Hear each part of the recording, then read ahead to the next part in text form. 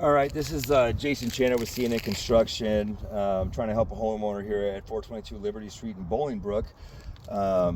So throughout this entire roof, there's wind damage shingles all over. Very obvious, the creasing right here. It looks like Allstate has requested us to repair 42 shingles.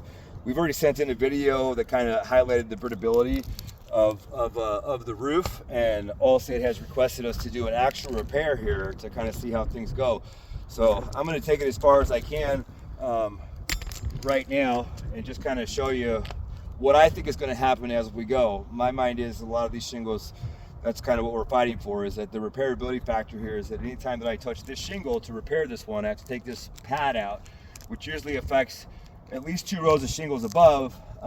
So I'm going to do my best here to kind of, I'm going to start with this layer of shingle right here and start to kind of break the adhesive seal.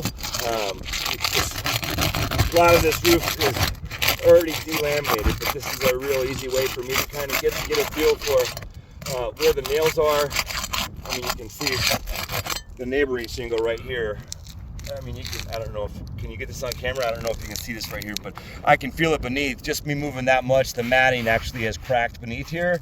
Obviously, this is a shingle that we're taking out anyway, but I think that's a great example of how brittle the shingles are. So kind of when I run this way, and then I usually like to just kind of break the seal above the ones above so that I'm not battering everything too hard.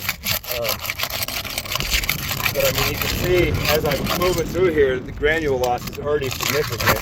I'm really barely doing anything, not lifting these guys up very high at all. I mean, you can see this one here instantly. As soon as I'm probably up on a 20-degree angle right there, and you can already see, I mean, if I feel under here, I can feel this underlayment. It's completely cracked.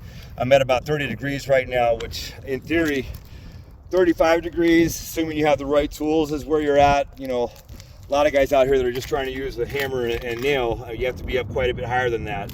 For them, this would be completely irreparable. But I mean, you can kind of see as we go through. I mean, well, this should kind of speak for itself. That's just me just kind of getting under these shingles enough to, like, anything is happening here. I mean, as we go. So there's a nail right there. Our first nail.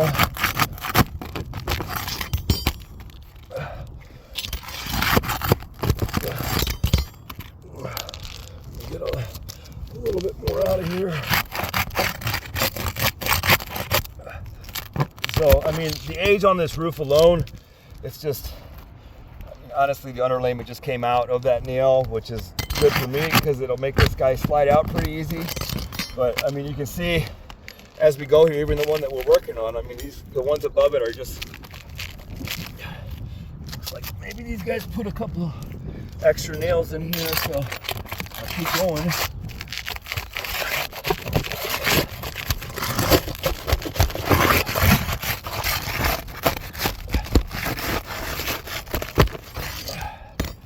So, yeah, so they actually nailed the next set of shingles above into that, and I guess you can see how little action. That's just me going underneath, and it's creasing the shingle. It's breaking the underlayment here. This is turning into a huge cascading event. I started with one bad shingle. Now I've got 1, 2. I've got 3 more, and I feel like just, you know, the installation on this, we got a couple of nails that kind of went in a little bit higher than they should have as well to hold this mat in. So